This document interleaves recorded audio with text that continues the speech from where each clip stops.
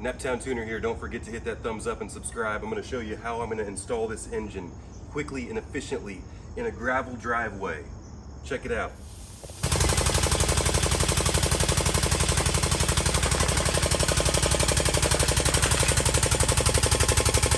Of course, you want it high enough to where you're not going to scratch anything, and if you're scared of scratching something, go ahead and put a fender cover over there.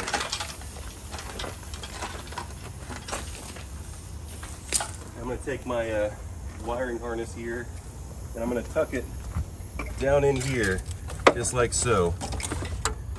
And ultimately, it's going to come around here and come back up through here. But now that's out of the way. Make sure it's not going to bang around on anything.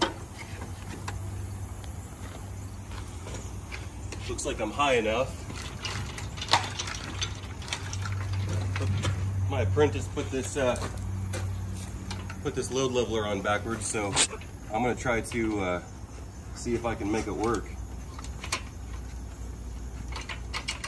I've never tried installing one of these engines with the load leveler backwards, but that should just be more proof that you can do it, because there's plenty of room. So I'm going to get this engine at an angle like this. And then once of course you don't want to scratch the top of your hood. Once I get it in just a little bit, then I can move this thing around sideways. I got plenty more room, so I'm going to go forward a little more.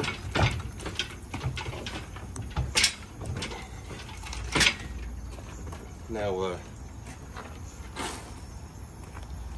see this jack under here, or this jack is supporting the transmission, but since my engine hoist is elevated by these off-road wheels, these wheels are like 3 times the size of normal wheels, and I put double wheels up front, the vehicle's not jacked up, so I got to push this in between the control arms.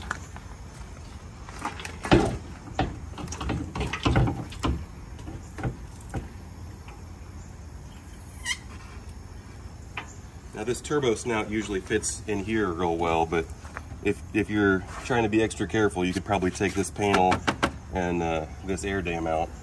But now I'm free and easy. I can just continue all the rest of the way. So I don't have to hold this hood out of the way. Of course, if it just barely hits this loop right here, no big deal, but try not to scratch any paint, even if it's on the underside of the hood.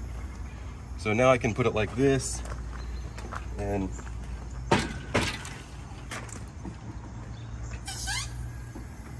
one thing you really want to be careful about if you don't put it in service position is this plastic nipple on this boost sensor.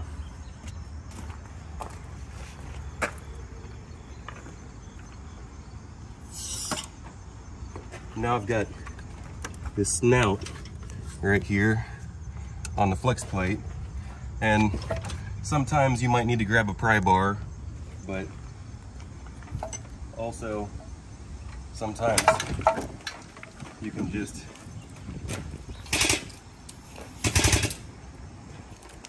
level it back out a little bit.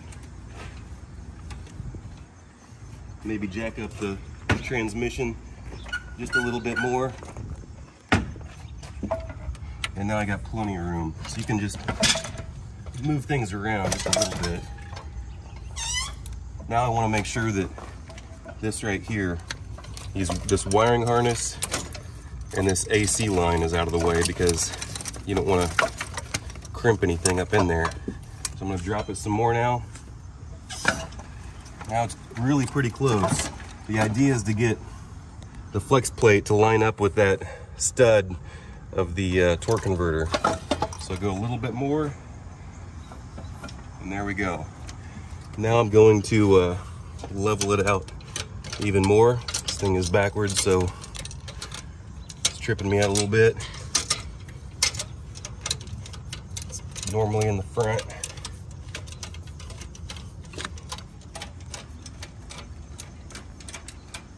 The load leveler is extremely important. So there we go, a little shake. Now I'm just gonna jostle it forward a little bit.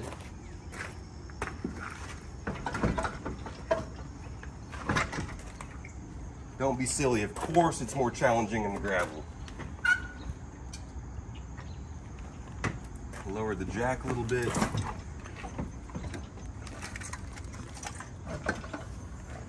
Really this transmission is over on the driver's side too much. So what I can do is I can take my jack and kind of move it over to the side a little bit.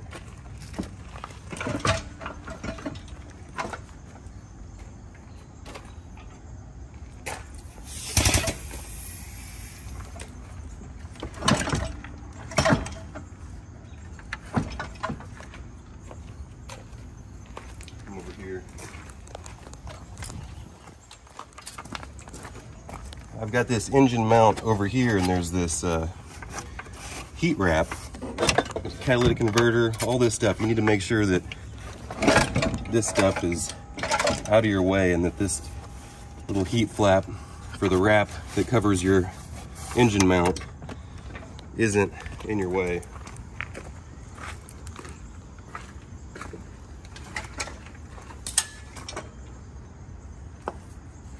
So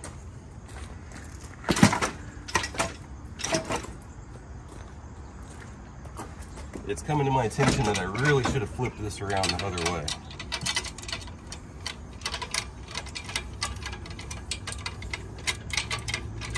But you got to level it out a few different times.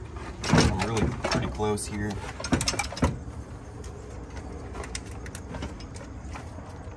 The transmission is just too far over on the driver's side. So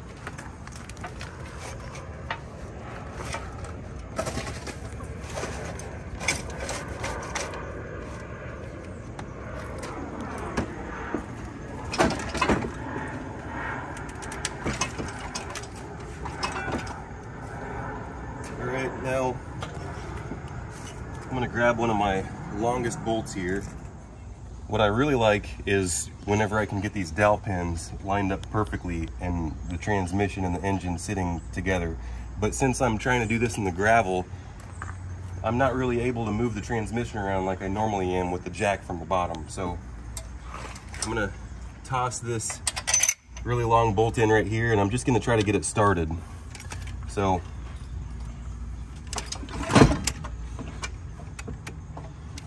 I gotta drop the transmission a little bit.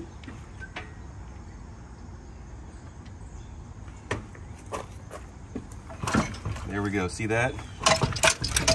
I'm trying to get that bolt lined up with that hole.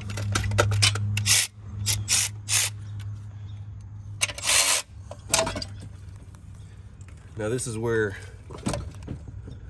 it gets a little bit challenging doing stuff with only one person. Don't go cramming it all the way in. I just want to get it started. Now I can do like this. I can go a little bit more.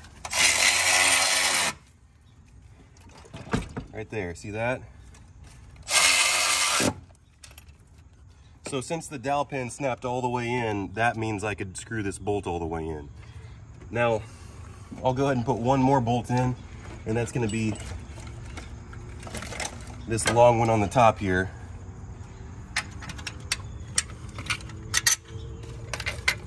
And this is just for good measure.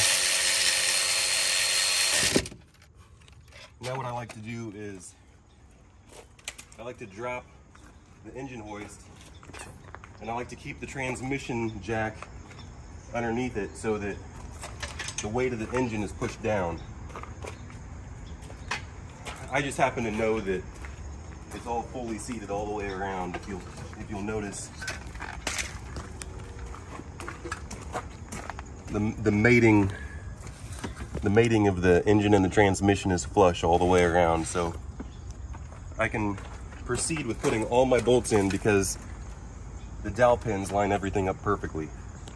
So now I just got to get this out of my way and bolt it in the rest of the way.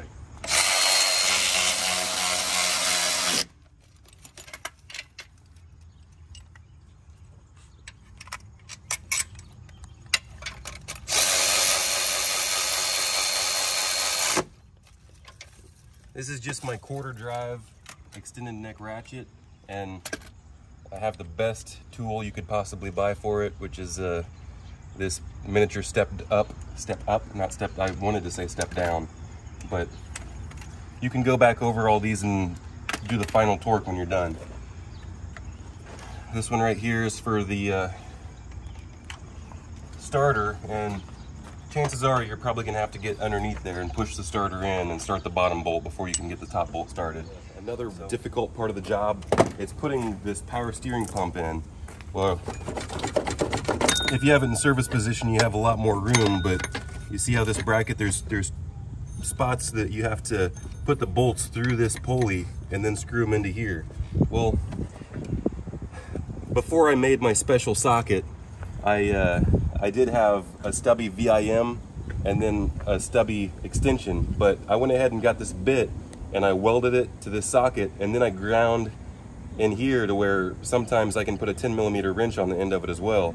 But with my extended ratchet here, quarter drive, I can put this power steering pump into place. And I like to start with this back bolt because it's the easiest one to get to. I might have to move the pump around a little bit. Now don't screw it in all the way, and then watch how easy this is.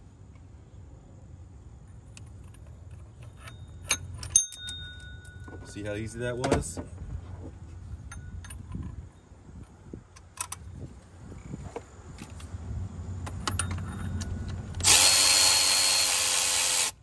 Don't screw that one in all the way either. Now, I meant to do that. This bottom one is the most difficult one to get in. You have to kind of do it a little bit blind. But you see it under there?